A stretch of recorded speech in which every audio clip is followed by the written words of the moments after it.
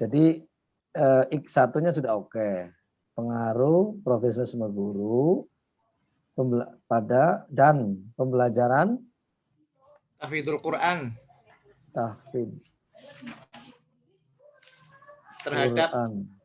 terhadap karakter siswa. Ya. Jadi kualitas pembelajaran terhadap karakter siswa. Ya, pengaruh profesor guru terhadap karakter pembelajaran tahfidz Quran. Kalau bisa itu jangan mutu pembelajaran atau kualitas pembelajaran. Oh gitu. Ya, Okay. ada kualitasnya ya. Kualitas. Jadi X1-nya profesionalisme guru, X2-nya adalah kualitas pembelajaran tahfidzul Quran, dan Y-nya itu karakter siswa. Itu tadi. Oke. Nah, ini penelitiannya di mana, Ustaz? Di sekolah ini, Ustaz, sekolah Quran sendiri, tingkat SD. Sekolah Quran tingkat SD. Iya, di Jumlah Cilacap. total siswanya ada berapa itu? Siswanya sekarang sekitar 250-an. Nah, mantep. Seneng aku. Jadi gini. Kelas 1 sampai kelas 6. Semakin banyak populasi maka akan semakin bagus. Kalau kuantitatif itu begitu. Ambil aja semuanya ini populasinya. Tapi nanti sampelnya kan 5% dari taraf signifikan 5% dari 150 berapa. Itu lihat di Isaac Mekel gitu ya. Jadi kalau bisa populasinya 250. Sampelnya kalau nggak salah. Bentar, populasi ya. Nah, saya senang ini kalau populasinya banyak, jadi sampelnya itu enggak ada yang 26, kalau populasi 26 gimana? Terlalu sedikit itu. Skripsi aja kita standarnya pengennya 100 minimal ya populasinya. Dengan marhala yang berbeda antara kelas 1, 2, 3, 4, 5, 6 gimana itu nanti? Enggak apa-apa kan nanti sistemnya namanya cluster stratified, strata ya. Cluster strata nanti. Jadi dibagi jumlah total kemudian dibagi per kelas gitu. Yang per kelasnya berapa persen gitu kan. Jadi kan populasi kan 250 ya. Jika taraf signifikansinya itu 5%, maka sampelnya 146. 146 siswa. Nah, nanti dari 146 siswa, pernah saya sampaikan kan sampel strata. Cara menghitungnya kemarin, lihat di rekaman kemarin coba. Iya, insya Allah nanti. Nah, itu nanti per kelasnya nanti berapa, dihitung aja. Jadi 146 dibagi 6 kelas kan, 6 tingkatan, betul nggak? Kelas 1, kalau 2, 3. Per tingkatan ada yang misalnya kelas 1-nya 1, 2, 3, 2 kelas. Kalau yang 4, 5, 6-nya hanya 1 kelas. Itu nanti gimana pembagiannya? Ya jumlah total aja, nggak usah dibagi AB. Gini contoh ya, kelas 1 ada 2 kelas, jumlahnya berapa? Nah gitu ngitungnya. Jadi bukan ini jumlah total aja. Oh iya. Ini umpamanya kelas 1 2 kelas jumlahnya ada 50, jumlahnya ada 30, berarti berapa kan gitu. Kelas 2 1 kelas jumlahnya cuma 15, berarti berapa kan gitu. Nah, nanti maksudnya ya mungkin 15 kan gitu. Lihat dari jumlah total saja, tinggal dibagi per kelas per strata, per tingkatan. Gitu. Ya nanti kalau ada 2 kelas dibagi 2 juga nggak apa-apa. Umpamanya kena sampelnya umpamanya 20, berarti 20-20 kalau 2 kelas. 10-10 kan begitu. Contohnya seperti itu, nggak apa-apa. Tapi pemilihan 20 orang itu random, jangan purposif ya. Tetap acak gitu. Tidak pilih-pilih. Itu San. Acak dari semua tingkatan ya, Seth? Iya, semuanya acak. Jadi gini kan jumlah total populasi kan 250. Ya, sampelnya kan berarti 146. Nah, 146 itu dibagi per strata, per tingkatan gitu. Nah, tapi membagi itu, membagi, jumlahnya umpamanya ya 10, ada yang 20, ada yang 25 per angkatan ya, per strata. Tetapi cara memilih orangnya itu harus random. Gitu. Itu saat. Nah, gitu ya. Yes, pasti nanti minta bimbingannya Ustaz lah. Ya, insya Allah. Karena Ya, ini oke, perdana bagi saya ini. difiksikan saja judulnya pengaruh profesionalisme guru PAI kan gitu ya. Guru tahfidz ya berarti ini ya. Ya, tahfidz Quran bagian dari pendidikan agama Islam. Profesional guru, profesional dan mutu atau kualitas pembelajaran tahfidzul Quran, Terhadap karakter siswa. profesionalisme guru dan kualitas pembelajaran tahfidzul Quran terhadap karakter siswa itu. Nah, berarti ada 6 pertanyaan penelitian tuh. 3 deskriptif, 2 korelasi sederhana, 1 korelasi ganda. Itu. Ya. Baik, kita sambil berjalan sambil mulai saja ya, Ustaz Ainun Najib ya. Siap, Ustaz. Nah, ya. Baik, saya ulangi. Assalamualaikum warahmatullahi wabarakatuh. Waalaikumsalam warahmatullahi wabarakatuh. Alhamdulillahirabbil alamin. Wassalatu wassalamu ala sayyidil mursalin wa ala alihi wa sahbihi ajmain. Para Ustadz, gimana kabarnya? Semua sehat ya? Sehat Ustaz. Alhamdulillah. Di saat pandemi seperti ini kita berdoa kepada Allah dan berikhtiar untuk selalu sehat ya, agar aktivitas kita terus ya bisa berjalan, aktivitas kebaikan-kebaikan kita bisa kita lakukan setiap hari. Amin ya rabbal alamin. Antum gimana, sehat Ustaz? Alhamdulillahirabbil alamin. Sehat walafiat Ustaz. Alhamdulillah. Abu Laits. Oke. Ya, kita doakan ya semua saudara-saudara kita ini ya, teman-teman kita yang sedang sakit, semoga Allah sembuhkan. Allah Amin. Ya. Yang sedang punya masalah, semoga Allah percepat ya penyelesaiannya dan mudahkan segala urusannya. Amin ya rabbal alamin. Baik, Ustaz, seperti yang sudah kita sepakati bahwa sekarang saya akan menilai, assessment bab 1 ya. Dari mulai latar belakang, identifikasi, fokus, rumusan masalah, tujuan sampai kegunaan. Nanti pertemuan selanjutnya metodologi, dan pertemuan terakhir pertemuan terakhir itu nanti kita bahas tentang literatur review atau kajian pustaka bab 2 itu ya. Baik, saya persilahkan untuk urutan pertama, siapa dulu? Tadi Ustaz Ainun Najib sudah ngobrol-ngobrol sebentar ya tentang judul, sudah saya koreksi, ya hanya judul saja, tapi nanti yang presentasi akan saya lihat. Nanti share screen saja, silakan Ustaz. Jadi dibaca saja poin-poinnya. Nah, kemudian kita beri review bersama-sama. Baik, siapa dulu silakan Ustaz. Anda coba Ustaz, yang latar belakang ini, mohon koreksi nanti. Enggak, Ustaz Ainun Najib, silakan. Ya. Boleh. Judulnya apa, Ustaz Ainun? Judulnya pengaruh profesionalisme guru dan kualitas pembelajaran tahfidzul Quran terhadap karakter siswa. Masya Allah, hampir sama ya tentang profesional guru ya. Tapi beda, bukan di tahfidz. Nggak apa-apa Ustaz kalau hampir sama seperti itu Ustaz. Kalau saya di PAI gitu. Nggak apa-apa, nanti kita lihat distingsinya atau perbedaannya ya antara satu variabel dengan variabel lainnya. Dan mohon maaf bagi saya ini perdana saja, jadi masih banyak hal yang marut-marut nggak karuan. Masya Allah. Ini yang Ana share terlihat nggak? Bagus, sudah terlihat. Ini pakai bahasa Ana sendiri nih latar belakangnya. Bagus, ya nggak apa-apa, nanti kita coba bacakan saja. Ya baik, bismillahirrahmanirrahim. Pengaruh profesionalisme guru dan kualitas pembelajaran tahfidzul Quran bagi karakter siswa, nanti kita tambah di sini.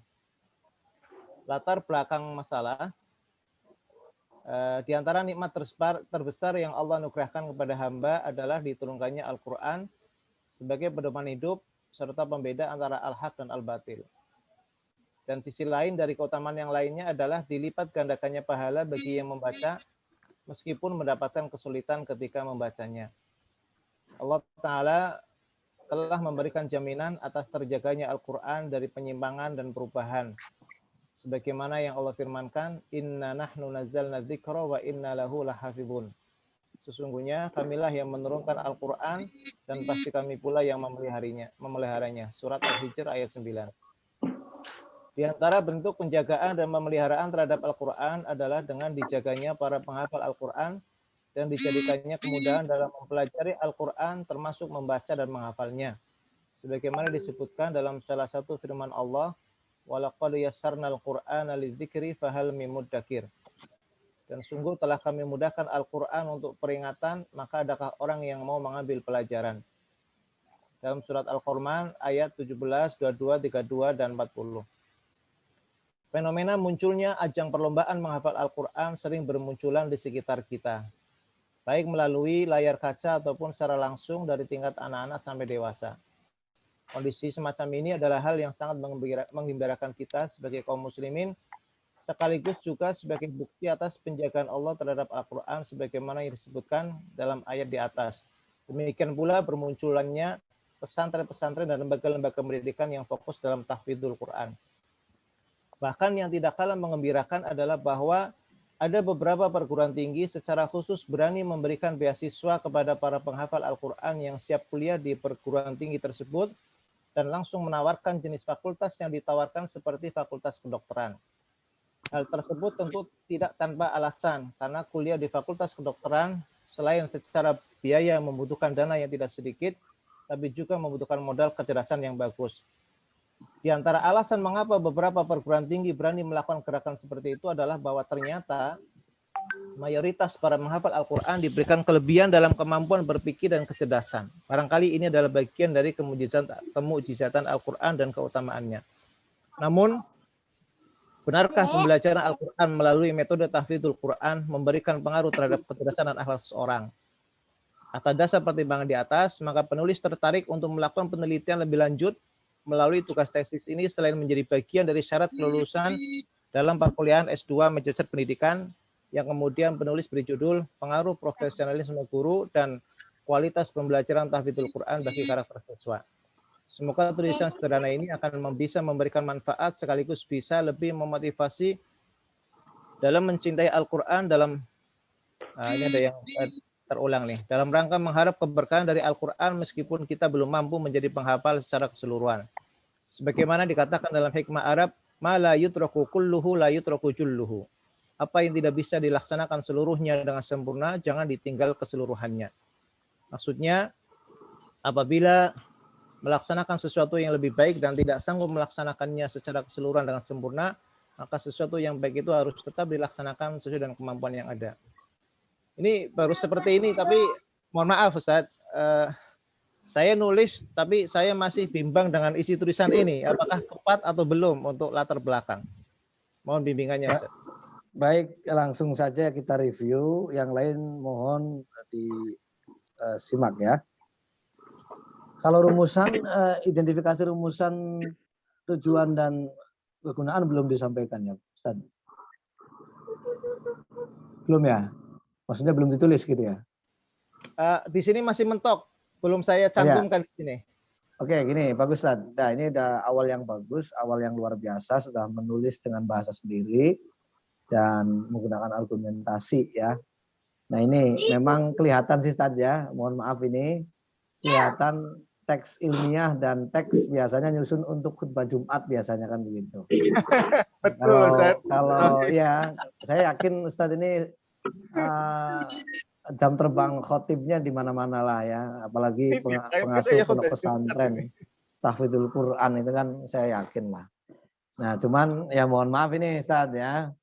Ini karena Ustaz memberanikan diri untuk S2, berarti mau tidak mau harus dirubah cara pandang tulisannya gitu ya. Harus dibedakan antara naskah untuk khutbah Jumat naskah untuk pidato pidato keagamaan umpamanya di masyarakat, ya baik itu walimatul urus maupun khitan, nah itu ini naskahnya memang seperti ini, betul gitu ya. Kita mengungkapkan argumentasi Al-Qur'an dan sebagainya. Ini karena yang sudah biasa, Ustaz. Ya, saya yakin ini apa legendaris sekali ininya ya, khotibnya ini udah kemana-mana ini. Nah gitu. Karena saya juga sama, saya kalau khutbah Jumat nggak bawa teks itu takut kemana-mana, jadi saya tulis saja. Jadi kalau dituliskan mengkerucut waktunya nggak terlalu lama. Kalau terlalu lama nanti tahun depan jadwal saya hilang khutbah Jumatnya itu. Diprotes Ambiar oleh. juga, materinya. Nah, gini saja. Jadi gini, satu, duduk masalahnya adalah latar belakang itu harus mengungkap fakta saja.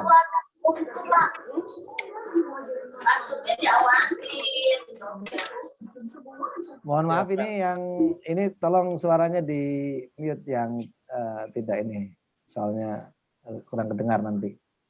Iya. Tadi diulang gimana, Ustaz? Ya, satu ya, isu atau topik yang diangkat harus muncul di paragraf pertama. Ya, tentang Al-Qur'an, ya. Tentang profesionalisme, tentang pembelajaran tahfidzul Quran, dan tentang karakter itu dibahas. Jadi paragraf 1, 2, 3 itu membahas tentang hubungan ketiga hal ini. Yaitu untuk meyakinkan bahwa ketiga hal ini saling berkaitan. Ya. Jadi paragraf demi paragraf nanti boleh dicantumkan naskah, boleh dicantumkan Al-Qur'an, hadis. Nah, tapi juga ada argumentasi literatur ilmiah seperti teori-teori, umpamanya teori tentang profesionalisme, pendapat siapa, teori tentang mutu atau kualitas pembelajaran, tahfidz Quran, mengutip atau mengutip pendapat siapa, itu harus dicantumkan. Jadi nanti Al-Quran itu sebagai argumen sakral yang mengikat bahwa argumentasi ilmiah sebelumnya itu memang di Al-Quran juga ada, gitu ya. Jadi Al-Quran itu jangan jadikan satu literatur dasar, karena apa? Literatur yang dibutuhkan dalam kerangka ilmiah ada literatur yang terus progresif berubah. Nah, gitu ya. Makanya seperti teori-teori umpamanya behavioristik, tokohnya siapa? Ya, umpamanya tokohnya Pavlov, Skinner, nah itu harus dibaca lah ya. Nah, profesionalisme itu menurut pendapat siapa nanti? Guru profesional itu guru yang bagaimana sih? Dalam Sisdiknas ya, itu bagaimana? Diungkapkan bahwa guru itu harus profesional. Kemudian tuntutan kualitas pembelajaran itu dalam Sisdiknas, dalam peraturan perundang-undangan, menurut tokoh, menurut pakar itu bagaimana? Nah, itu harus diungkapkan. Jadi Ustadz, semakin banyak kutipan-kutipan ilmiah yang dicantumkan dalam latar belakang, ya itu semakin bagus. Ya. Nah, nanti posisi ayat Al-Qur'an, inna nahnu nazzalna al-dzikra wa inna lahu lahafizun, ini sebagai argumentasi penguat ya bahwa Al-Qur'an itu memang penting. Al-Qur'an itu kualitas pembelajaran Al-Qur'an itu memang menentukan akhlak atau karakter anak siswa. Nah, itu argumentasi nanti dikuatkan. Ya, nanti bisa jadi ada hadis Rasulullah Shallallahu Alaihi Wasallam bersabda, innama bu'istu liutammima makarimal akhlak, ya. Bahwa tujuan Rasul diturunkan itu tidak lain untuk memperbaiki karakter, kan begitu. Nah, itu hanya penguat-penguat saja. Nah, setelah penulis mendeskripsikan kaitan profesionalisme, ya, profesionalisme, kualitas pembelajaran, karakter secara simultan, mengutip dari berbagai macam literatur, ya, termasuk tokoh-tokohnya sebutkan penulis-penulis ilmiahnya, bahkan pencetus teori tertentunya dicantumkan, ya. Nah, yang paling penting yang harus dicantumkan dalam latar belakang itu adalah substansi gap, ya, atau masalah. Punten saja, Ustaz Ainun nih. Ustaz Ainun harus nama pesantrennya apa? Nama sekolahnya apa? An-Naba Boarding School Cilacap. An-Naba Boarding School, ya, boarding school Cilacap. Berarti di SD-nya ya, SD An-Naba ya, Ustaz ya? Ya, SD An-Naba gitu aja, Ustaz. Ya, baik. Dan nanti harus jujur juga. Penelitian itu kejujuran, bukan menjaga gengsi atau apa ya, tidak mau mengungkap kekurangan. Orang meneliti tujuannya sebenarnya adalah untuk menyelesaikan masalah, ya. Tanpa ada masalah kita nggak usah meneliti, karena penelitian itu tujuan utamanya adalah untuk menyelesaikan masalah, mengantisipasi masalah agar tidak terjadi, ya, antisipasi, dan mencegah agar masalah tidak timbul kembali. Nah, gitu. Itu penelitian nih. Jadi contoh gini, nanti di isu gapnya, isu masalah yang diungkapkan dalam latar belakang, sebelum nanti dirumuskan dalam rumusan masalah. Ya, maunya ada identifikasi masalah, ada rumusan masalah, itu cantumkan sebelumnya ya di paragraf terakhir ya umpamanya. Bahwa karakter siswa di SD, punten ya, di SD Anaba menurun. Terbukti datang telat, kurang rapi, umpamanya gitu kan ya, sama guru kurang hormat. Ini diakibatkan karena kecenderungan guru juga kurang profesional. Guru, umpamanya dari sisi pendidikan juga masih belum S1, umpamanya nih saja, contoh ini. Kemudian dari sisi pelatihan-pelatihan juga masih kurang. Penyampaian materi, metode, ya, mengevaluasi proses pembelajaran juga masih kurang. Sehingga kualitas pembelajaran pun ternyata menurun. Terbukti anak seringkali keluar masuk kelas untuk izin keluar. Ada yang beralasan ingin ke kamar mandi, ada beralasan sebagainya, sehingga pembelajaran kurang kondusif. Ini semua berpengaruh terhadap karakter anak di sana, siswa di SD An-Naba.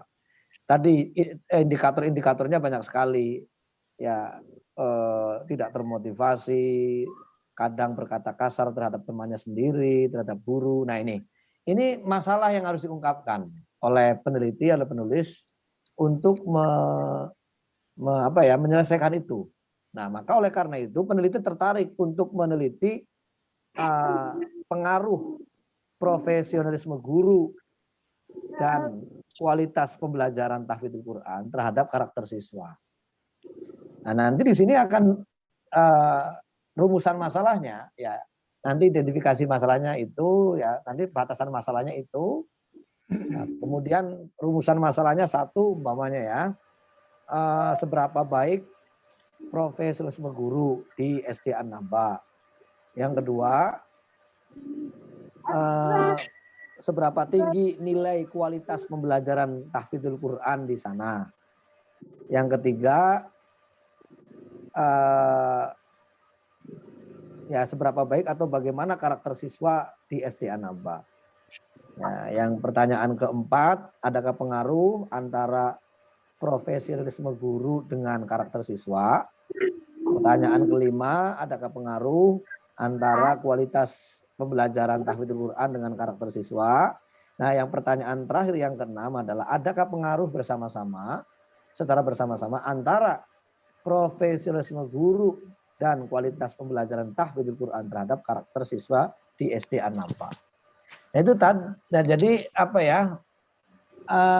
Nanti produknya ternyata ada pengaruh positif signifikan antara profesionalisme guru PAI dan kualitas pembelajaran tahfidzul Quran terhadap karakter siswa.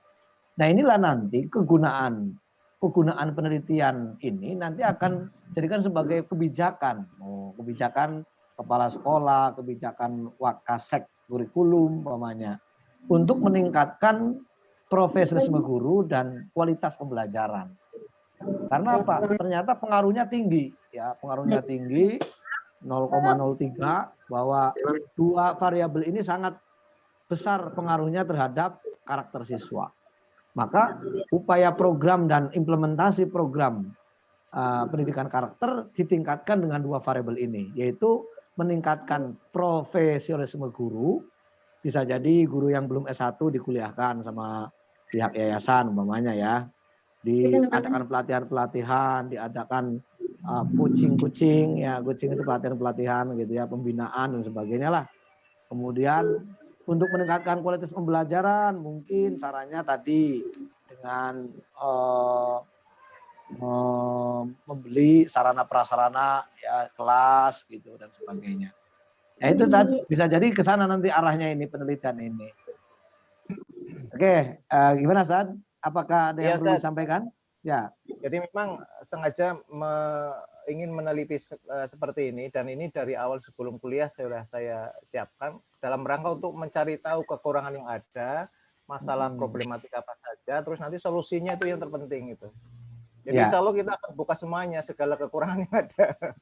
Mantap. Jadi gini San, ini semua akan terbuka nanti di namanya interpretasi data. Kalau analisis data nanti terkonfirmasi, oh pengaruhnya kuat nih profesionalisme guru dan kualitas pembelajaran terhadap karakter. Nanti sama literatur di bab 4 ya, bab 3 kalau nggak salah ya, bab 3 itu akan terungkap cara-cara peningkatan profesionalisme guru, cara-cara meningkatkan kualitas pembelajaran.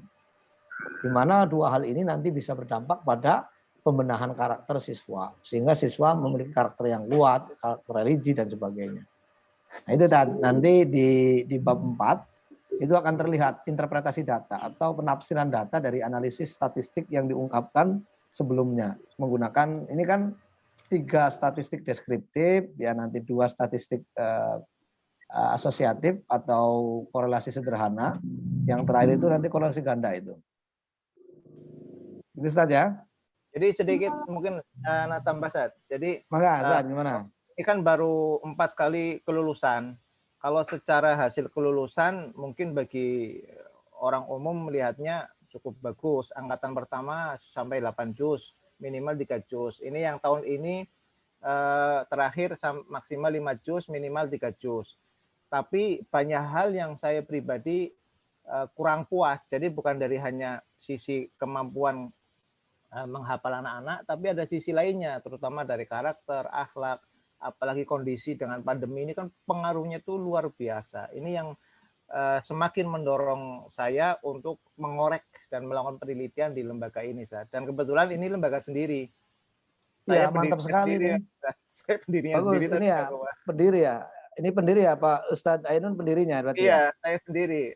Luar biasa ya, mantap. Ustadz gini, berarti kalau tamat SD itu 8 juz di situ? Angkatan pertama iya, tapi untuk tahun ini agak penurunan. Jadi kemarin 5 juz baru iya. Minimal ya, 3 juz. Alhamdulillah. Secara kuantitas sudah cukup bagus ya. Mungkin karena ini masalahnya ada di karakter ya, nanti baguslah mengoreksi karakternya supaya ada program baru dalam rangka untuk memperbaiki karakter siswa di SD An-Naba ini. Bagus saat ini, silakan aja lanjutkan ya. Tinggal nanti kalau masalah menulis itu sambil berjalan lah. Memang menulis itu seni tersendiri ya. Seni tersendiri itu artinya apa? Kalau kita tidak pernah latihan menulis, tidak pernah mencoba untuk menulis sampai kapanpun, kita tidak akan pernah bisa menulis ilmiah seperti ini ya. Oleh karena itu ya terus baca-baca, kemudian tulis ya, dan bandingkan dengan buku-buku ya, tulisannya. Nanti gaya tulisannya akan mengikuti alur bacaan jam terbang dari penulis itu. Jadi kita bisa menulis bagus itu karena kita jam terbang juga sih. Jam terbang itu gini, seberapa banyak literasi yang sudah kita baca, ya kemudian kita juga seberapa sering kita diskusi tentang topik yang sedang akan diteliti, ya.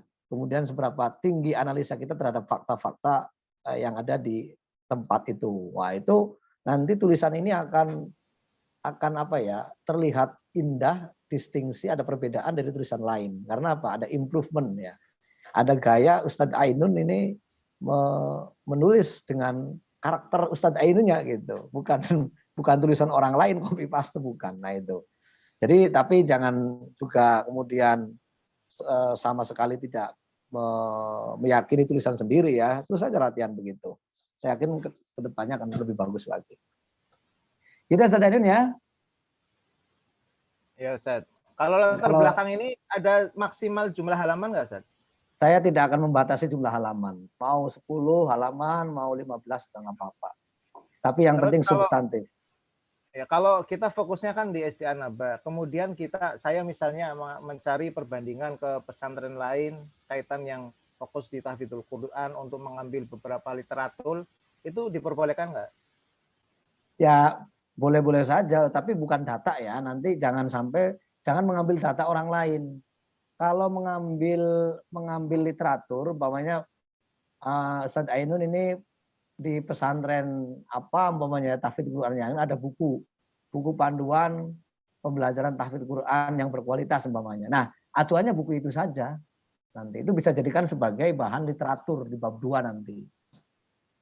Ya, jadi kebetulan ini saya kebetulan kan selain yang SD, saya ada yang untuk tingkat mahat alinya pesantren tapi D3 untuk idat penghafal Quran. Bisa nggak mencari informasi dari internal sendiri seperti itu? Sangat bisa sekali, nggak apa-apa. Literatur itu bebas, mau dari mana saja. Bentuknya buku, jurnal, tulisan-tulisan, media, di TV, di apalagi koran-koran, boleh, itu namanya literatur ya. Nah, literatur itu, kualitas literatur itu bisa dipertanggungjawabkan kalau seandainya ada dewan redaksi. Nah ini. Kan biasanya ada tuh tim redaksional, kayak TV kan ada, namanya TV One, dewan redaksi. Nah, berarti ada apa namanya informasi yang disampaikan itu melalui proses editing. Nah, itu yang penting itu. Kadang literatur kan ada yang hoax, ya kan? Literatur tapi hoax. Kenapa? Karena tidak ada proses editingnya, tidak ada dewan redaksi, tidak ada yang bertanggung jawab gitu. Nah, memang literatur itu untuk di kerangka ilmiah seperti ini harus ya minimal ada dewan redaksi. Dan dewan redaksinya dewan redaksi ilmiah yang tidak kemudian menonjolkan subjektivitas tinggi. Ya menjelaskan fakta saja gitu. Boleh saja, Ustaz. Oke. Ya, Ustaz. Gitu ya. Kalau ganti sama yang lain ini. Apaan ya? Gantian. Oke, yang lain silakan. Mas, soal boleh. Siapa? Ustaz Dainun. Soal siapa? Ustaz Nia. Ustaz Muslim. Ustaz Muslim Silakan, dulu. Ustaz. Silakan, Ustaz. Enggak, Anda mau nanya Ustaz, belum mau maju sebentar. Yang tadi ya, antum yang kita disebutkan pertanyaan-pertanyaan itu yang ada 5 pertanyaan kalau nggak salah. Itu masuknya ke mana ya, Ustaz ya? 5 pertanyaan itu ya untuk nanti dijawab yang dirumuskan melalui masalah mungkin Ustaz maksudnya. Betul. Pertanyaan penelitian itu rumusan masalah. Rumusan Kan masalah gini, ya? Ya, di latar belakang itu kan ada latar belakang, identifikasi masalah, batasan masalah, rumusan masalah. Jadi yang 6 itu tadi rumusan masalah. Oh gitu, siap. Ya gitu. Tujuan penelitian nanti kalau rumusan masalahnya 6 ya berarti tujuan penelitian 6. Oh. Disesuaikan.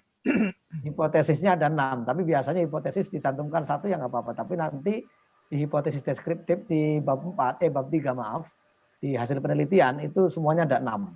Nanti 6 hipotesis yang diuji gitu ya. Kalau identifikasinya seperti apa Ustaz kira-kira gambarannya? Identifikasi itu masalah yang terjadi di lembaga tersebut, tapi masih umum. Tadi kan kalau batasan masalah, apa perbedaan identifikasi dengan batasan? Kalau identifikasi itu masalah yang kompleks.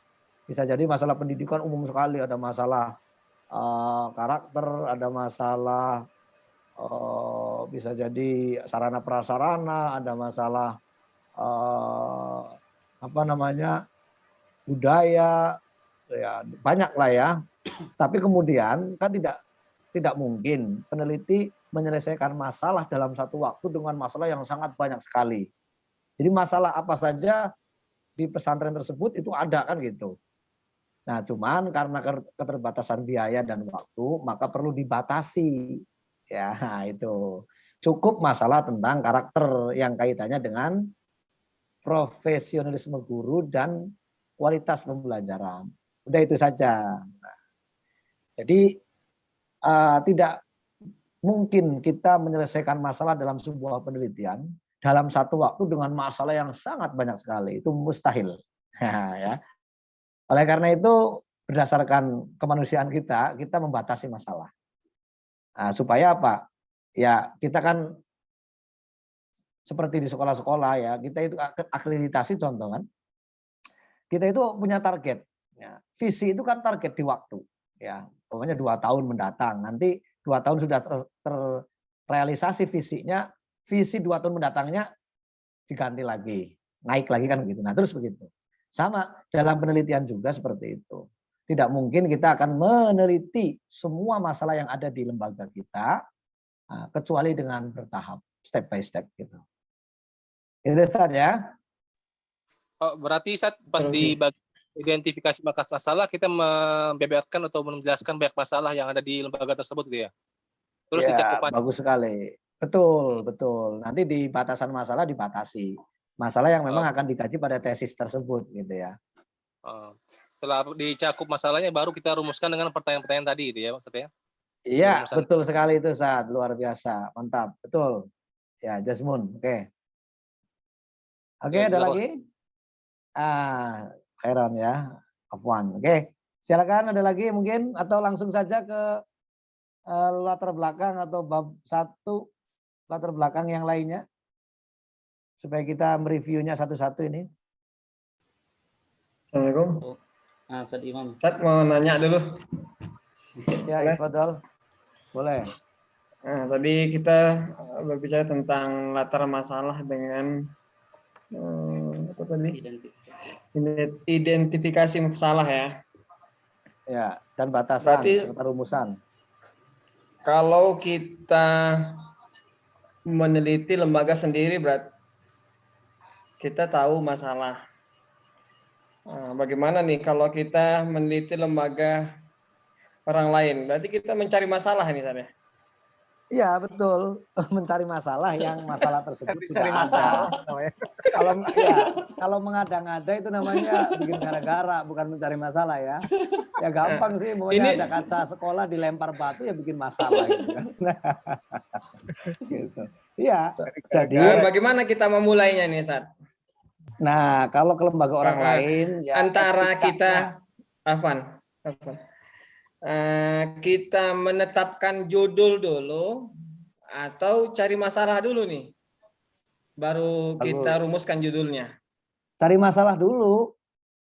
Nah, makanya kalau di lembaga kita sendiri kan enak, tahu persis lah ya, kita seperti muhasabah binafsik kan gitu. Seperti kita mengoreksi dosa-dosa kita saja kan gitu. Kalau malam kan istighfar. Nah, itu namanya kita mencari masalah yang ada di diri kita sendiri kan gitu. Enak, nggak usah izin kan gitu. Cukup kita langsung kepada Allah meminta ampun atas apa yang kita berbuat, baik ucapan maupun tindakan. Nah itu. Nah kalau di lembaga sendiri, ya kan nggak usah izin karena kita yang punya lembaga kita bisa tahu nih masalah-masalah apa yang memang terjadi dan segera harus dicarikan solusinya. Nah kalau ke lembaga orang lain, nah ini perlu seni atau etika di sini. Izin dulu, nggak usah netapkan judul mah nantilah. Ya judul mah nanti setelah masalah itu dipastikan ada dalam satu tempat tersebut. Jadi ngobrol-ngobrol dulu dengan yang punya yayasan, yang punya pesantren, yang punya sekolah, gitu ya. Kira-kira masalah apa yang memang ada di sana dan pihak lembaga ingin diselesaikan secara ilmiah. Nah, baru kemudian deteksi kira-kira masalah apa. Setelah itu diizinkan. Nah, baru landing bikin proposal. Nanti judul mah ngikutin gampang lah gitu ya. Jadi kalau ditanya mana dulu, judul dulu apa masalah dulu, ya masalah dulu. Judul mah sebenarnya nanti setelah selesai penelitian juga nggak apa-apa, nggak wajib. Cuman karena untuk memetakan biar lebih jelas, kita biasanya menetapkan judul di awal. Tapi judul itu bisa berubah sesuai dengan masalah. Ya. Jadi masalah dulu baru judul gitu ya, Ustaz Imam ya. Baik, Ustaz, syukran. Afwan, Gara-gara oke. dulu. Cari gara-gara dulu. Gara-gara nih, cari masalah nih. Cari masalah yang alamiah, bukan dicari-cari, yang memang sudah ada di situ. Bukan kita yang bikin masalah gitu. Ustadz Riza mau nyebrang pulau ya, Ustadz. Ya, semoga ini ya, apa namanya, selamat sampai tujuan.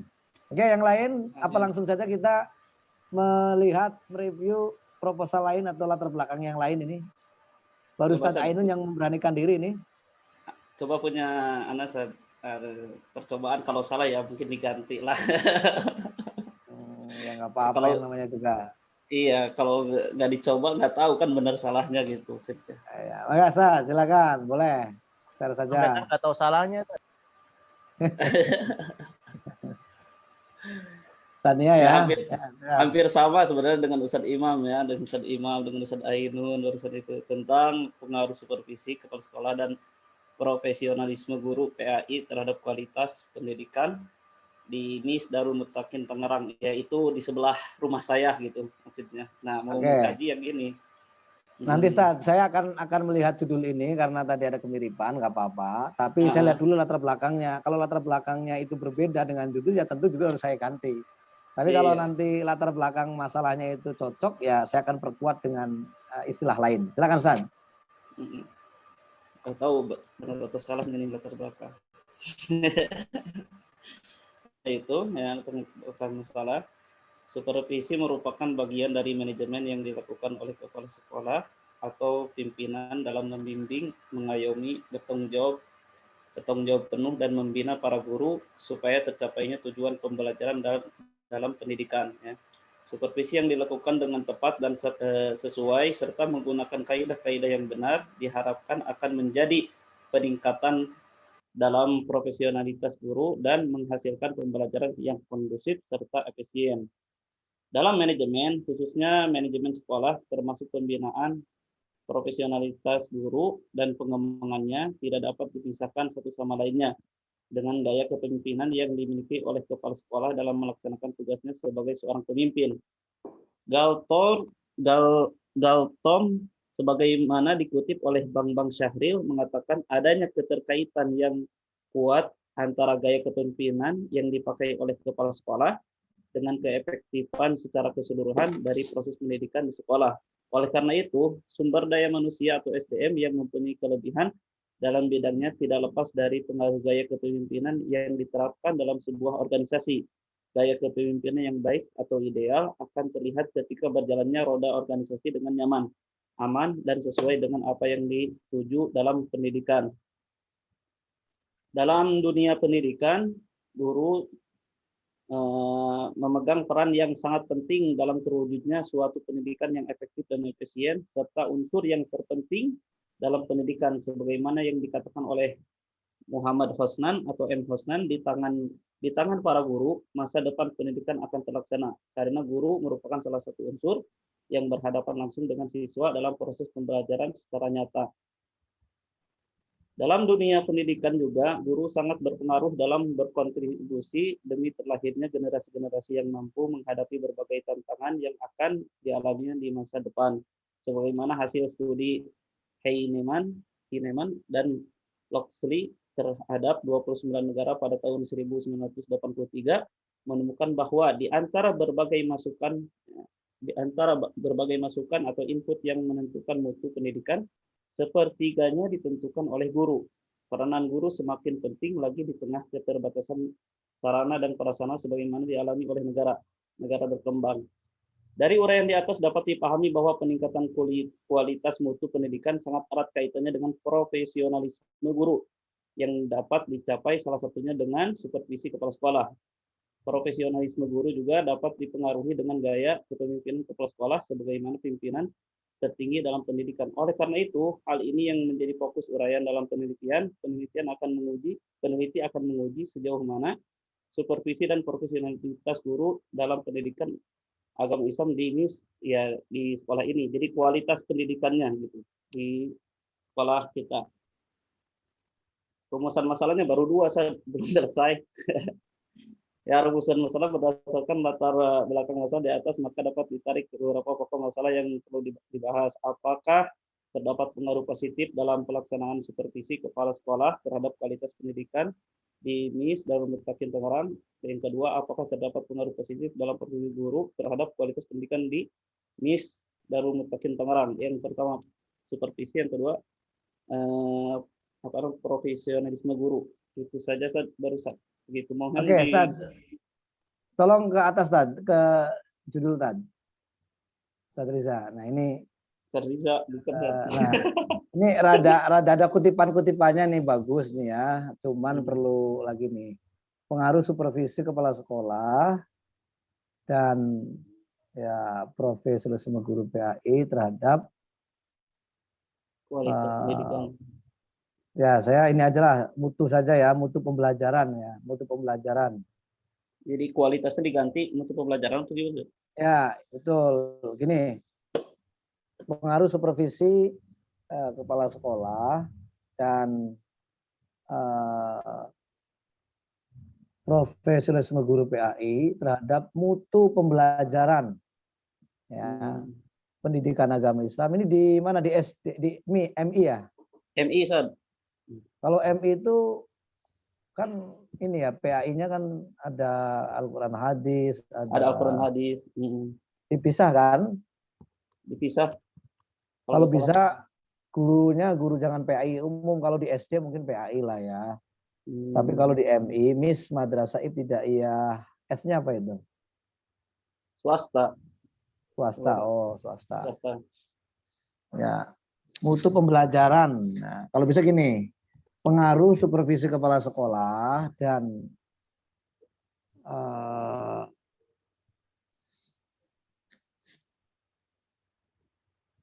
kompetensi saja. Profesionalismenya ganti kompetensi. Pengaruh supervisi kepala sekolah dan kompetensi guru. Mau akidah akhlak apa mau apa ini harus kalau di MI itu dipisah sajalah.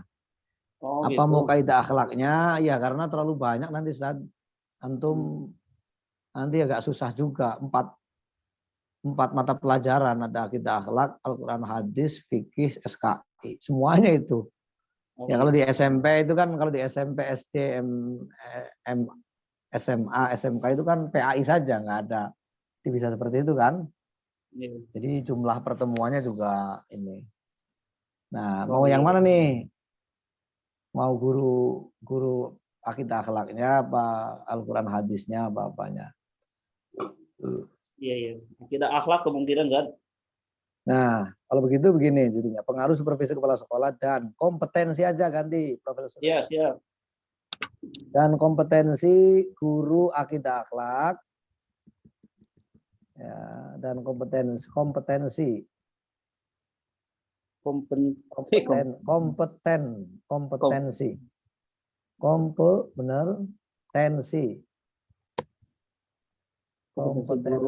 guru akidah akhlak terhadap mutu pembelajaran ya, pembelajaran akidah akhlak. Ya, pengaruh supervisi kepala sekolah dan kompetensi guru akidah akhlak terhadap mutu pembelajaran. Nah, maksudnya pelajaran akidah akhlak ya di Miss Darul Muttaqin Tangerang. Nah, ini saat maksud saya begini, judul ini harus menggambarkan masalah di tempat tersebut. Saya menyarankan judul ini itu hanya menyarankan berdasarkan keinginan.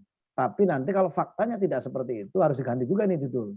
Oh. Jadi di sana di Miss Darul Muttaqin ternyata mutu pembelajarannya rendah umpamanya.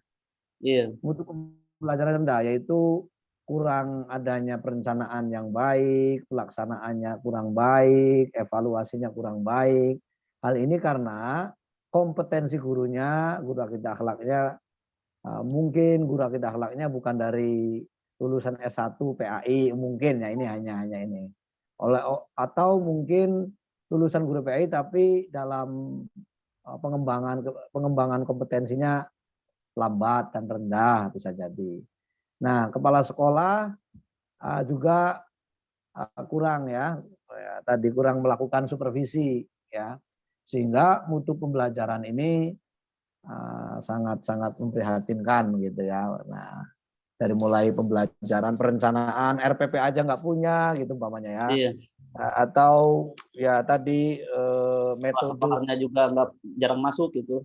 Nah, apalagi gitu. Itu yang tahu fakta aslinya kan Ustadz itu kan di sana kan. Ya. Kalau kepala sekolahnya jarang ada di sekolah, bagaimana dengan gurunya kan gitu. Bagaimana mau melakukan supervisi. Iya. Biasanya guru kan kadang lah kepala sekolahnya juga jarang ke sini kan. Ada yang penugasan nih, halaman sekian gitu kan, seperti dulu kan begitu. Gitu ya. Tentu ini bisa menggerus mutu pembelajaran akidah akhlak di sekolah tersebut. Dan kalau faktanya memang seperti itu, judul ini recommended sekali Stan, ya. Jadi recommended sekali, lanjutkan, tinggal dudukan masalahnya yang pasti, dan cantumkan di latar belakang. Nanti kalau ingin mengetahui berbagai macam masalah, ya cantumkan di identifikasi masalah. Nanti di batasan masalahnya muncullah masalah yang akan diteliti di sini, yaitu masalah tentang mutu pembelajaran yang dipengaruhi oleh rendahnya kompetensi guru dan intensitas supervisi. Ya, supervisinya ya bagaimana supervisi, hadir aja enggak kan begitu. Pokoknya hadir sebulan sekali, ya ini bermasalah ini. Pasti untuk pembelajaran akidah akhlak ataupun pembelajaran yang lain pasti akan mengalami masalah gitu ya. Nah, itu ya. Itu harus disampaikan dalam latar belakang masalah. Oh, di Gitu latar saja. belakang masalah. Harus muncul, diidentifikasi ya, masalah harus muncul, semua masalah yang ada di sana, tapi nanti di batasan masalah cukup yang muncul adalah masalah tentang rendahnya mutu pembelajaran karena ya rendahnya kompetensi guru dan rendahnya supervisi atau buruknya supervisi kepala sekolah umpamanya gitu. Itu harus jadi argumen fakta ya, bukan mengada-ngada. Memang faktanya seperti itu. Itu harus jadi argumen gitu. Itu Ustaz ya. Iya, Ustaz. Oke, nanti pertanyaannya sama ada 6. Perbedaan antara latar belakang masalah dengan identifikasi masalah itu gimana, Ustaz? Latar belakang dan identifikasi masalah itu sebenarnya ingin mengungkapkan masalah-masalah secara secara eksplisit. Kan kalau latar belakang itu kan menyebutkan teori, Iya. isu, topik gitu kan. Kemudian masalah-masalah yang muncul. Nah, mengapa muncul identifikasi? Ya di STI Dr. Kaset Mutakin Purwokerto berdasarkan cuplak-cupnis yang ada, itu tujuannya untuk mempermudah membaca, oh ternyata masalahnya banyak juga ya. Pokoknya pernyataan ya, identifikasi masalah. Satu, masalahnya banyak sekali. Umpamanya ya, honor guru rendahnya, Iya, benar. pokoknya ya gitu ya, guru honorer yang masih mengandalkan bisnis sampingan, namanya kan gitu. Kan itu kan masalah juga kan. Anak jarang masuk, orang tua kurang mendukung terhadap proses pembelajaran, sarana prasarana kurang. Oh banyak sekali kan masalah itu. Termasuk nanti masalah yang ini akan diangkat, mutu pembelajaran rendah gitu ya, kompetensi guru kurang, guru tidak berkompeten, kemudian rendahnya supervisi kepala sekolah. Oleh karena itu nanti di batasan masalah berkaitan dengan banyaknya masalah yang ada di lembaga ini, maka peneliti akan membatasi masalah ini dengan batasan masalah satu, yaitu masalah tentang mutu pembelajaran yang rendah karena dipengaruhi oleh adanya kompetensi ya, atau tidak berkompetennya guru akidah akhlak dan juga buruknya supervisi kepala sekolah. Nah itu aja gitu. Jadi kalau identifikasi itu ya gini, maksudnya ingat bahwa penelitian itu ingin menyelesaikan masalah, bukan ingin menyebarkan aib, bukan. Kadang kalau kita punya lembaga, ya kalau kita punya lembaga, banyak yang meneliti, seharusnya kita bersyukur. Bersyukur ada orang peduli untuk menyelesaikan masalah kita tanpa dibayar kan gitu. Ya kan? Tapi kadang bagi komunitas tertentu ya,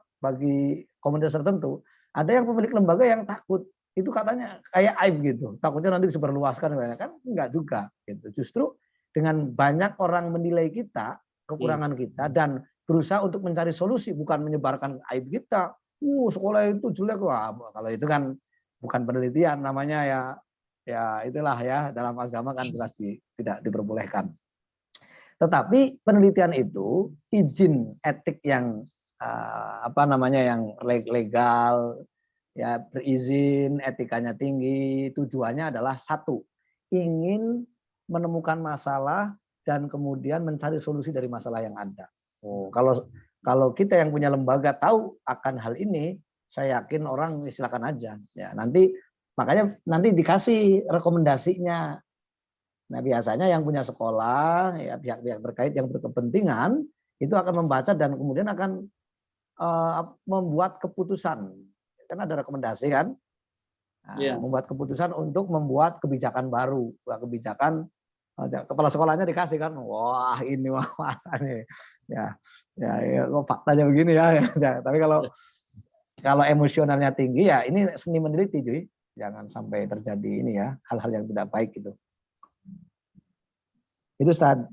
Barakallahu fiik, benar.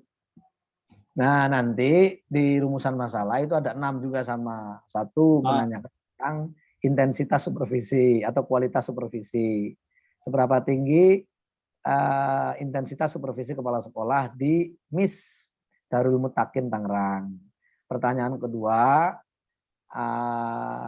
bagaimana kompetensi guru akidah akhlak di MIS Darul Mutakin Tangerang? Pertanyaan ketiga, seberapa tinggi mutu pembelajaran akidah akhlak, mutu pembelajaran di MIS Darul Mutakin Tangerang? Pertanyaan keempat, apakah ada pengaruh antara supervisi kepala sekolah dengan mutu pembelajaran akidah akhlak di MIS Darul Mutakin Tangerang? Pertanyaan kelima, apakah ada pengaruh yang positif dan signifikan antara kompetensi guru akidah akhlak terhadap mutu pembelajaran di MIS Tangerang? Pertanyaan terakhir yang keenam adalah apakah ada pengaruh secara bersama-sama antara supervisi kepala sekolah dan kompetensi guru akidah akhlak terhadap mutu pembelajaran akidah akhlak di MIS Darul Mutakin Tangerang? Udah selesai. Masya Allah. Itu ya. Gampang lah. Insya Allah kalau satu hari satu paragraf, one day one paragraf ya. Yauman fakrotan, nah, satu hari satu satu hari satu paragraf ya, insya Allah selesai. Baik, Ustadz Nia, barangkali ada yang ditanyakan dulu sebelum Ustadz Nia meng-close proposal tesisnya. Gimana cara, lupa lagi cara meng-close ini. Ya, oke. Amin ya. Oke, kalau nggak ada pertanyaan terkait dengan naskah atau proposal Ustadz Nia, saya lanjutkan ke naskah lain. Silakan.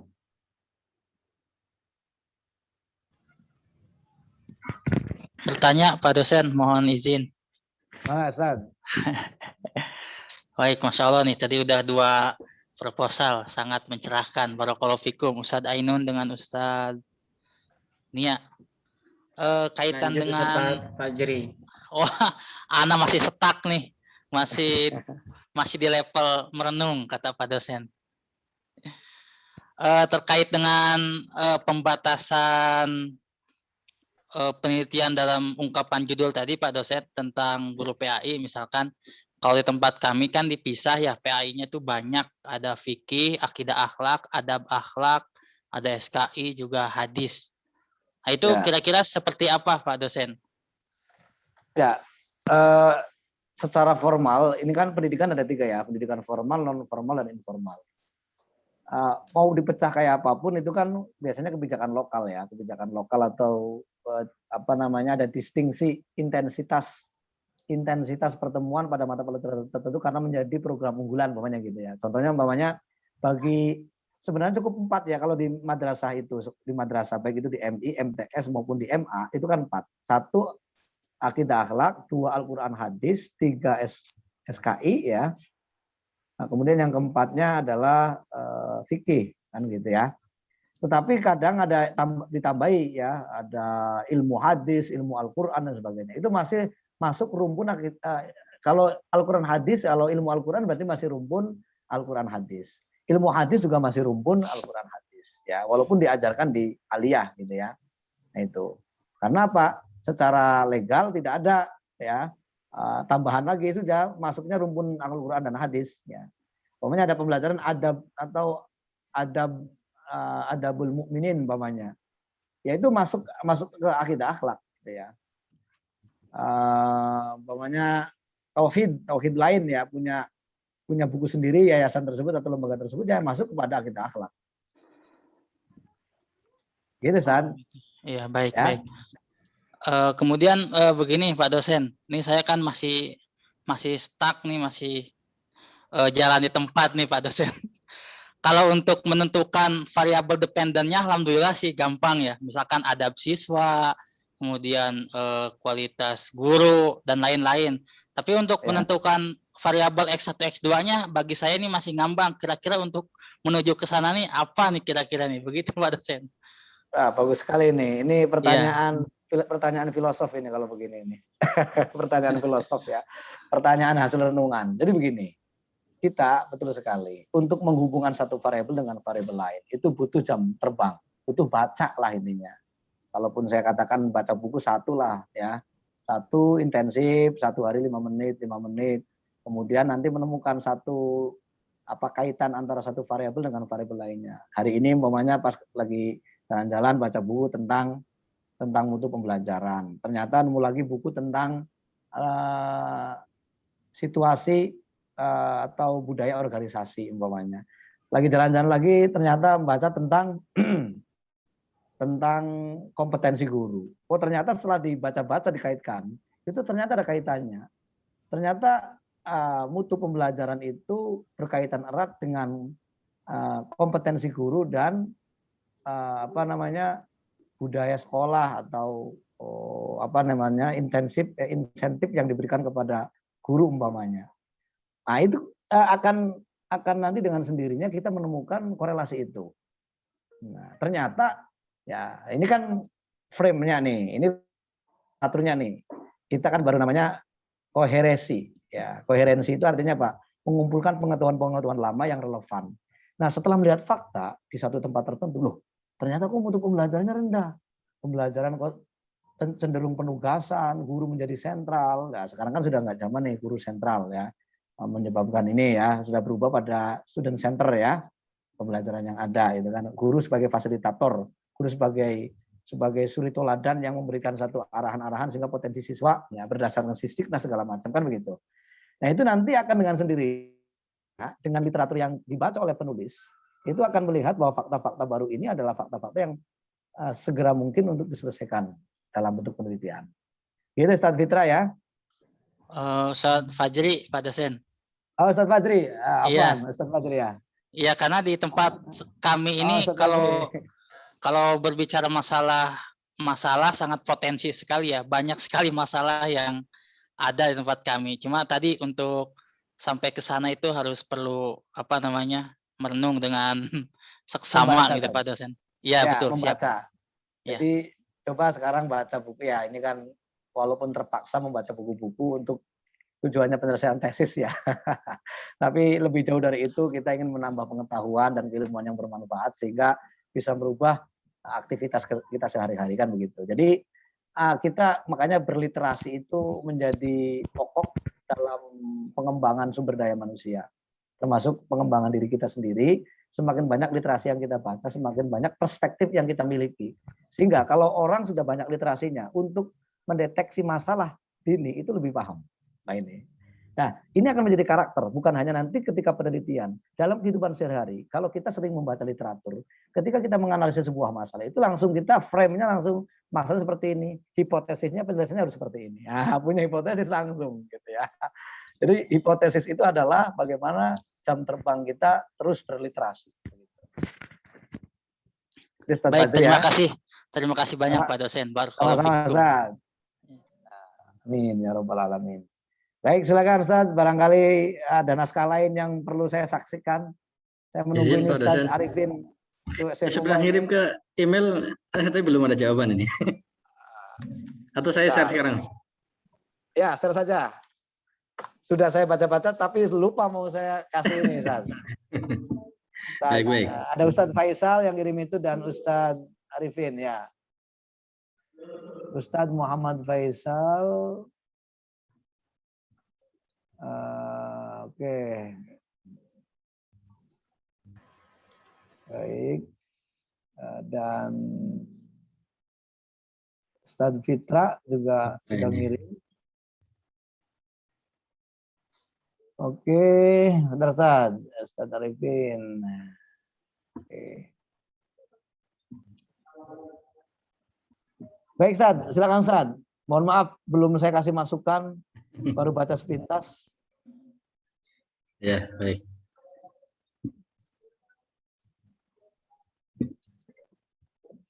Ya, silakan Ustadz. Ya, di sini judulnya pakai pengaruh kan kuantitatif ya, pengaruh metode hafalan dan minat belajar terhadap prestasi belajar siswa dalam mata pelajaran tajwid di SMAIT Al-Andalus Bogor. Ya. Nah, kemudian latar belakangnya, ya, pendidikan seringkali diartikan sebagai usaha manusia membina kepribadiannya sesuai dengan nilai-nilai yang ada di dalam masyarakat dan kebudayaan. Selanjutnya, pendidikan diartikan sebagai usaha yang dijalankan oleh seseorang atau kelompok orang lain agar menjadi dewasa atau mencapai tingkat hidup atau penghidupan yang lebih tinggi dalam arti mental. Dalam Undang-Undang Republik Indonesia Nomor 2 Tahun 2003 tentang Sistem Pendidikan Nasional, pada bab 1 tentang ketentuan umum pasal 1 ayat 1 dinyatakan bahwa pendidikan adalah usaha sadar untuk menyiapkan peserta didik melalui kegiatan bimbingan, pengajaran, dan atau latihan bagi peranannya di masa yang akan datang. Pendidik sebagai agen perkembangan dituntut mampu untuk menciptakan metode yang sesuai dengan kebutuhan peserta didik, sehingga seorang pendidik haruslah mempunyai rencana mengajar yang baik. Ketepatan memilih dan menentukan metode mengajar yang lebih tepat dan cocok digunakan saat pembelajaran. Syaiful Bahri, Jamarah, dan Aswan Zain mengatakan pengalaman membuktikan bahwa kegagalan pengajaran salah satunya disebabkan oleh pilihan atau pemilihan metode yang kurang tepat, kelas kurang bergairah, dan kondisi anak didik yang kurang kreatif dikarenakan penentuan metode yang kurang sesuai dengan sifat dan tidak sesuai dengan tujuan pembelajaran. Pemilihan metode mengajar harus tepat sesuai dengan kebutuhan siswa, variasi, dan harus sesuai dengan pengajaran yang akan dicapai. Dan kata lain, metode pengajar adalah langkah awal yang harus ditempuh oleh seorang guru dalam mencapai tujuan pembelajaran, terlebih dalam mata pelajaran tajwid. Dilihat dari materi tajwid, maka ada beberapa metode yang digunakan untuk mencapai tujuan pembelajaran yang diinginkan, antara lain adalah metode ceramah, tanya jawab, termasuk juga metode hafalan. Khususnya hafalan matan tajwid adalah sangat penting sebagai basic dalam mempraktekkan cara baca yang sesuai kaidah-kaidah ilmu tajwid. Abu Ahmadi dan Jokotri mengatakan bahwa metode mengajar adalah teknik penyajian yang dikuasai guru untuk mengajar atau menyajikan bahan pengajaran kepada siswa di dalam kelas, baik secara individual atau secara kelompok klasikal, agar pelajaran itu dapat diserap, dipahami, dan dimanfaatkan. Setelah peneliti melakukan observasi lapangan di SMA IT Al-Andalus, Bogor, terkait dengan metode hafalan matan tajwid, dalam pembelajaran ilmu tajwid ditemukan bahwa motivasi dalam menyetorkan hafalan terlihat sangat variatif. Hal ini tentu berpengaruh terhadap hasil belajar para peserta didik, sehingga penulis memandang perlu diadakannya sebuah penelitian yang komprehensif. Maka penulis mengangkat judul pengaruh metode hafalan dan minat belajar terhadap prestasi belajar siswa dalam mata pelajaran tajwid di SMA IT Al-Andalus, Bogor. Rumusan masalah berdasarkan latar belakang dan fokus penelitian di atas, maka rumusan masalahnya adalah 1. Seberapa tinggi pengaruh metode hafalan terhadap prestasi belajar siswa dalam mata pelajaran tajwid di SMA IT Al-Andalus, Bogor. Yang kedua, seberapa tinggi pengaruh minat belajar terhadap prestasi belajar siswa dalam mata pelajaran tajwid SMA IT Al-Andalus, Bogor. Kemudian yang ketiga, seberapa tinggi pengaruh metode hafalan dan minat belajar siswa dalam mata pelajaran tajwid di SMA IT Al-Andalus, Bogor. Tujuan penelitian sesuai dengan pokok permasalahan yang sudah dirumuskan di atas dapat dituliskan. Tujuan penelitian ini adalah yang pertama, mengetahui pengaruh metode hafalan terhadap prestasi belajar siswa dalam mata pelajaran tajwid di SMA IT Al-Andalus, Bogor. Yang kedua, mengetahui pengaruh minat belajar siswa terhadap prestasi belajar siswa dalam mata pelajaran tajwid di SMA IT Al-Andalus, Bogor. Kemudian manfaat penelitian ada 2, manfaat teoritis dan manfaat praktis. Yang teoritis, yang pertama, menambah wawasan tentang pemahaman mengenai metode hafalan. Yang B, yang kedua, sebagai bahan acuan bagi pendidik dalam menerapkan metode hafalan terkhusus dalam mata pelajaran tajwid. Dan yang manfaat praktisnya, bagi penulis dapat memperoleh pengalaman langsung mengenai pengaruhnya metode hafalan dan minat belajar terhadap prestasi siswa.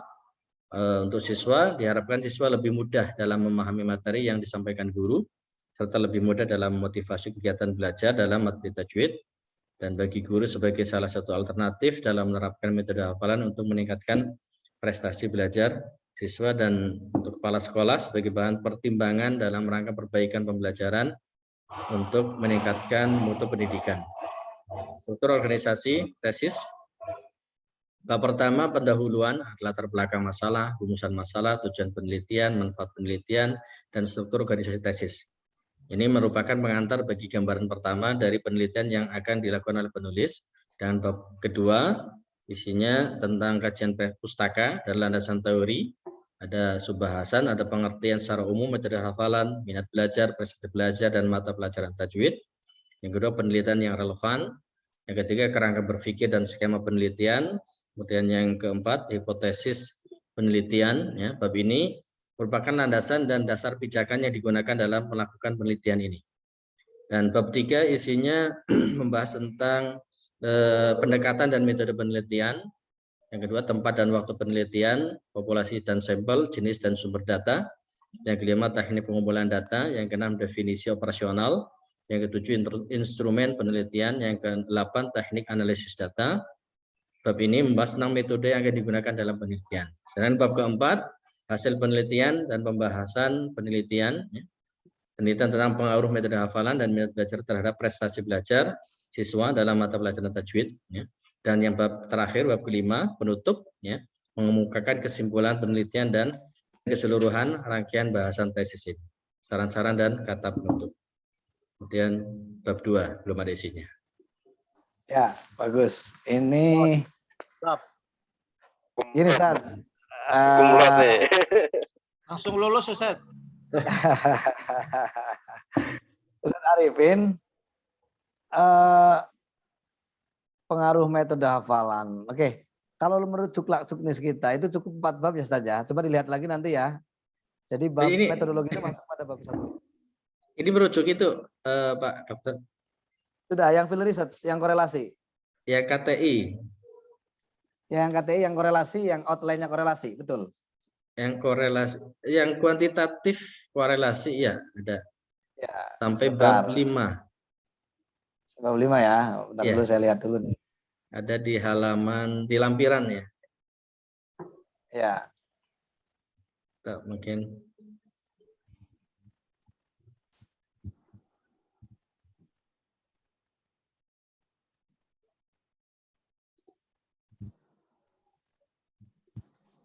Ya, bisa dimunculkan saat di situ saat biar semuanya ini. lihat. Coba. Metode kuantitatif korelasi dengan 2 variabel ya. X Ya. dan X 3 maksudnya ya. Ya, Bab 1, bab 2. Kajian teori bab 3. Oh ya, bab 3-nya metodologi ya. Oke, betul. Metodologi, bab 4 hasil dan bab 5 penutup. Ya, bagus. Berarti 5 bab ya, proposal 3 bab, 1, 2, 3 tesisnya. Kemudian laporan yang 5 bab. Oke, terima kasih mengingatkan. Baik. Jadi gini, yang belum terlihat dalam rencana proposal tesis tadi adalah duduk masalah bahwa di situ ada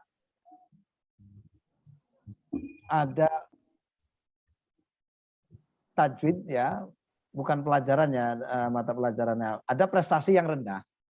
KKM-nya berapa? Pelajaran tajwid. Tajwid itu rumpun karena ini di SMA IT. Ya. SMA IT itu di situ berarti ada standar KKM-nya. Ada 73. Nah, nanti ternyata fakta yang ada di situ di SMA IT Al-Andalus Bogor itu di bawah KKM nilainya. Ya. Nilainya di bawah KKM. Ini dipengaruhi ya, nanti dimasukkan dalam latar belakang. Prestasi belajar rendah terbukti dengan rata-rata nilai KKM nilai siswa pada mata pelajaran tajwid di SMA tersebut, SMA IT di bawah KKM. Hal ini disinyalir dipengaruhi oleh minat belajar yang rendah dan metode hafalan yang tidak efektif.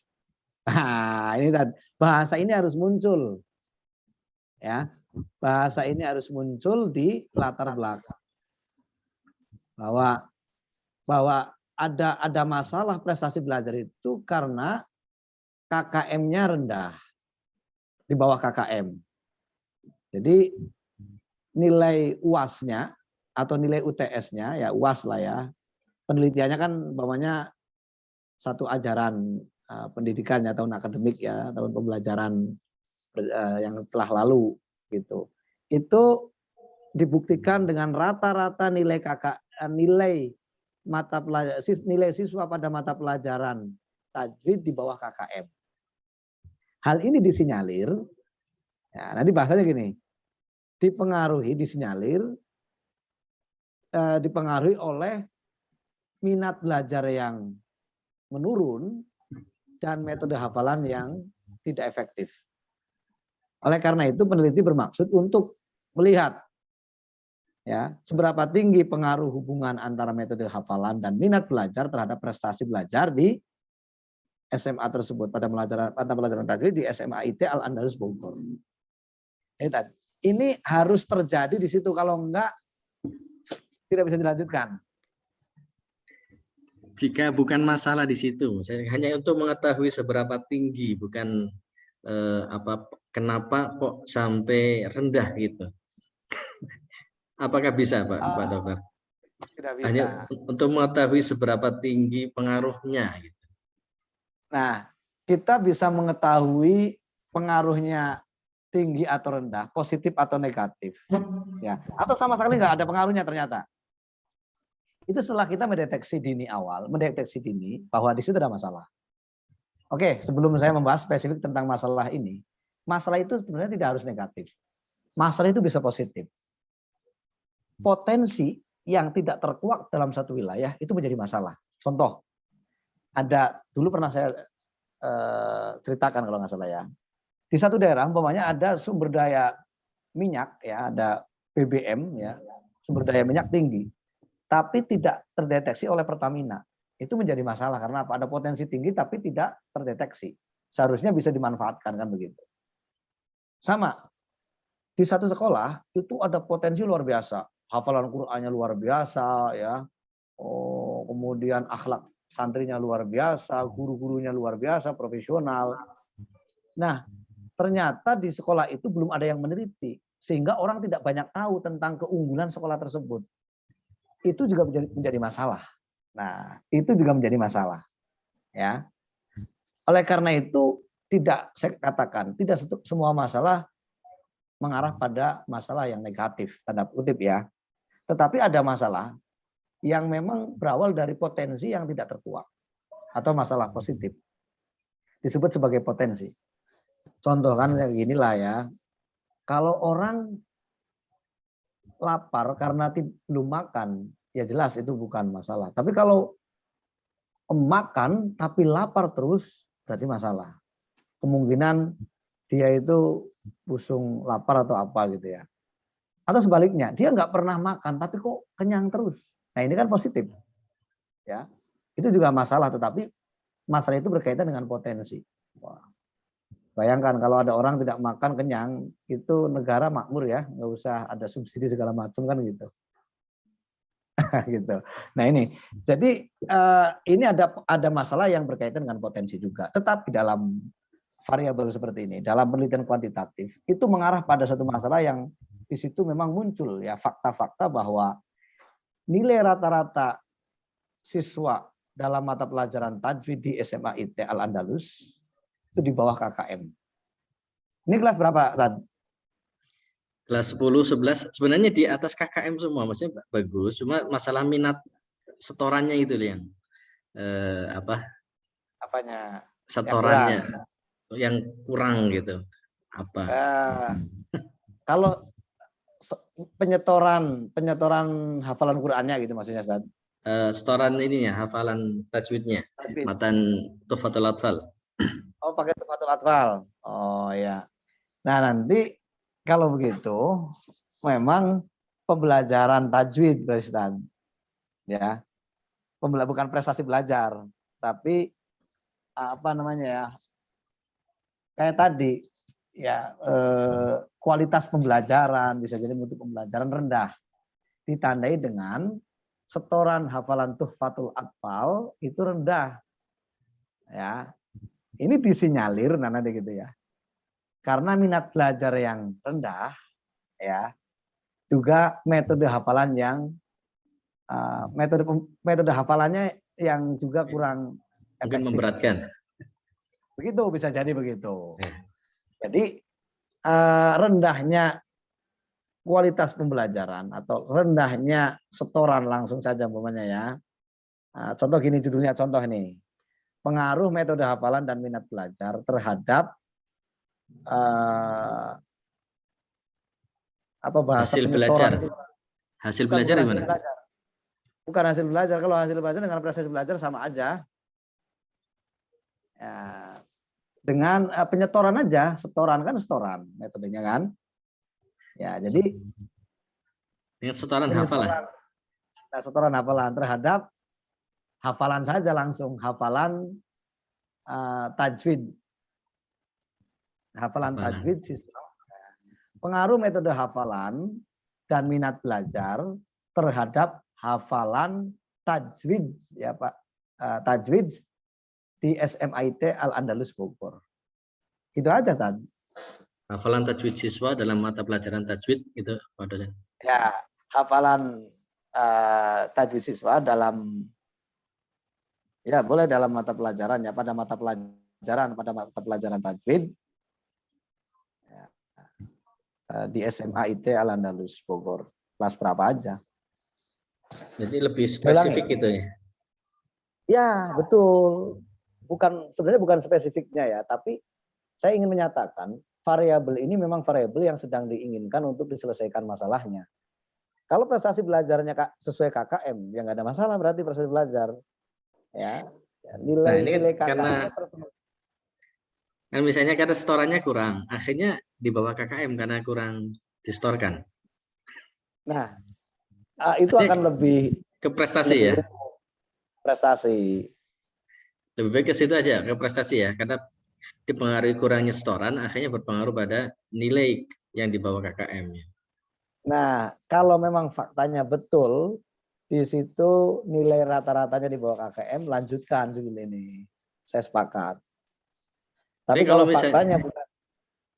Kalau misalnya ternyata semangat gitu, setelah diteliti kok malah jadi semangat, enggak seperti sebelumnya. Oh kan ini rendahnya ini kan masih berlangsung, ya kan? Ya kan? Prestasi belajar di bawah KKM kan masih berlangsung. Berarti selama belum ada penyelesaian, ya di situ belum ada penelitian, ya. Selama belum ada penyelesaian berarti tidak ada perubahan. Pasti minat belajarnya rendah. Nah, itu hipotesis ya, hipotesis ya. Kata pasti itu bukan berarti menggambarkan fakta, tapi hipotesis berdasarkan teori, gitu ya. Dan metode hafalannya kurang efektif, gitu. Nah, jadi kalau betul faktanya KKM-nya di bawah KKM, maka ketika berlangsung dimungkinkan besar, ya hipotesisnya minat belajar rendah, metode hafalan kurang efektif. Kalau misalnya ada kecurigaan lain, misalnya Pak dosen. Jumlah jam pelajaran misalnya, apakah ini berpengaruh terhadap prestasi atau hasil? Karena misalnya sepekan hanya 1 jam misalnya, sedangkan dihafalkan sekian banyak. Gitu. Bagus sekali, itu merupakan kerangka literatur yang logis.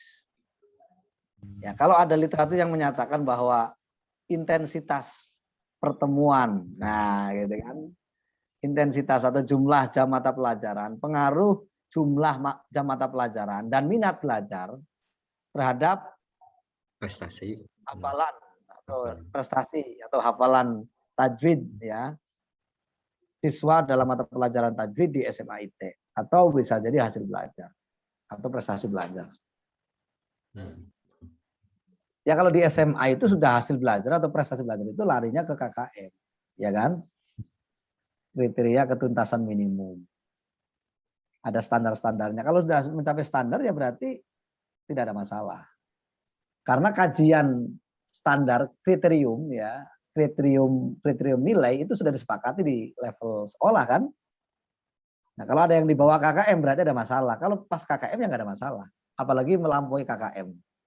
Bagus kan gitu. Nah, ini tinggal mau fokus kemana sebenarnya.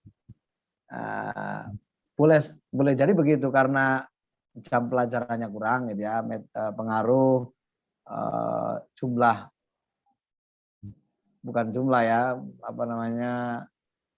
durasi atau intensitas pembelajaran ya, pertemuan hafalan ya dan minat belajar terhadap prestasi belajar. Kalau memang faktanya di bawah KKM saja.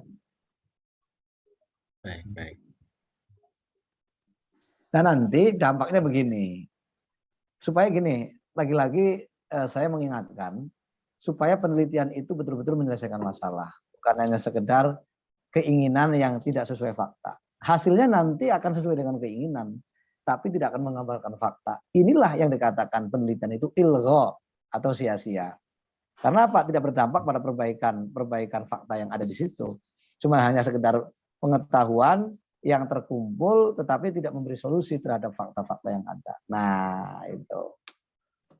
Jadi nanti harus Ustaz Arifin ini harus memastikan dulu masalahnya sebenarnya apa.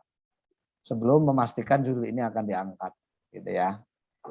Bisa jadi X1-nya adalah jumlah mata pelajaran, X2-nya masih tetap minat belajar, X3 Y-nya mau diganti prestasi mau diganti dengan hafalan tajwid atau yang lainnya silakan. Yang penting variabel tersebut mengabarkan masalah. Itu Ustaz Arifin. Baik, terima kasih banyak Pak Dokter. Ya, oke, sama-sama. Nah, nanti rumusan masalahnya juga ada 6 kayak tadi ya. Seberapa tinggi ya metode hafalan, seberapa baik metode hafalan, seberapa tinggi minat belajar, seberapa tinggi nilai prestasi belajar. Ya, kemudian adakah pengaruh antara metode hafalan dengan prestasi belajar, adakah pengaruh antara minat belajar dengan prestasi belajar, ada pengaruh metode hafalan dan minat belajar secara bersama-sama terhadap prestasi belajar. Ya, berarti X1 X2 berpengaruh pada Y secara bersamaan gitu Pak Dokter. Ya, nanti kan koleksi ganda nanti kan. Iya, koleksi ganda jadinya. Iya. Jadi banyak. Ada 6 berarti 3 deskriptif, 2 asosiatif sederhana, 1 ganda kan gitu. Enggak apa-apa, bagus kan. Masya Allah. Menarik sekali. Nanti ya. Semakin panjang. Semakin kayaknya panjang, minimal 200 halaman ya Pak Dokter Tena lihat. Ya, ketentuan di situ seperti itu. Di KTI. Ya, ketentuannya seperti itu. Masya Allah, 300 halaman, foto-foto semua nanti. Nah, ini makanya ini itu lampiran jangan sampai masuk ke main bola. Lampiran itu tidak dihitung, hitungnya main bola.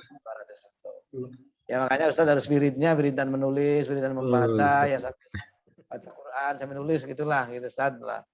Ya inilah tahun-tahun ini sudah mulai wiridannya agak ditambah gitu. Itu saja. Oke. Baik.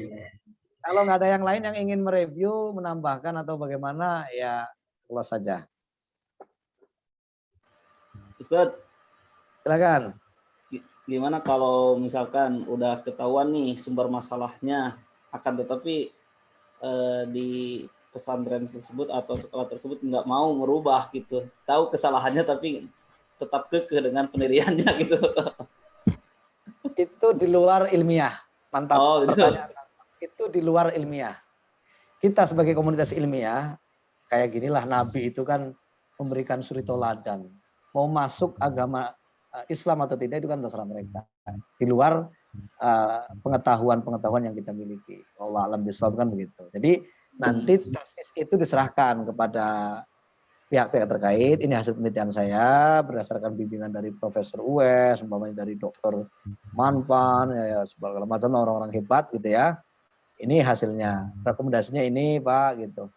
Ternyata dia gitu nggak dipakai. Nah, itu yang penting Ustadznya ini sudah apa ya istilahnya memberikan solusi terbaik, bukan hanya berdasarkan pandangan-pandangan Ustadznya saja, tapi pandangan-pandangan para penguji, pandangan para pembimbing yang keilmuannya diakui dari sisi akademik.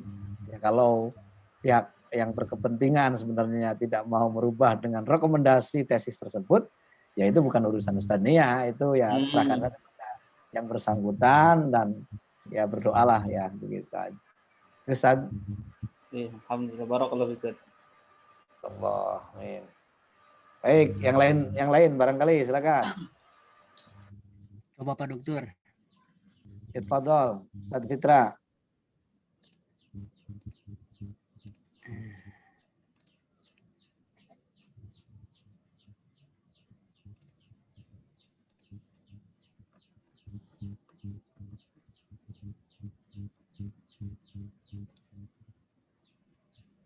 Sudah terlihat Pak Dokter? Bagus, terlihat jelas. Alhamdulillah. Baik, bismillah wassalatu wassalamu ala Rasulillah amma ba'd. yang kami hormati Ustadz kami pembimbing Pak Dr. Imam Tabroni, dan yang kami hormati juga para asatidzah yang insya Allah dimuliakan Allah Subhanahu wa Ta'ala. Insya Allah di kesempatan yang berbahagia ini ingin melihat atau mereview terkait dengan proposal tesis yang insya Allah menjadi mata kuliah di kesempatan yang berbahagia ini. Jadi yang kami angkat adalah judulnya nih Pak Dr. Pengaruh Pembinaan Orang Tua dan Pendidikan Agama Islam dalam Pengamalan Nilai-Nilai Islam pada Peserta Didik MAS Nurul Quran Kabupaten Bogor. Itu apa untuk judulnya? Kalau untuk judulnya sendiri seperti apa? Ya, nanti saja dijelaskan dulu biar saya tahu latar belakangnya, Ustaz. Ya, nanti bisa saya... Mas, ya, masuk ke latar belakang bab 1 pendahuluan. Keluarga memiliki peranan penting dalam pendidikan sehingga ia menempati posisi strategis dalam upaya membangun dan mencetak generasi yang baik.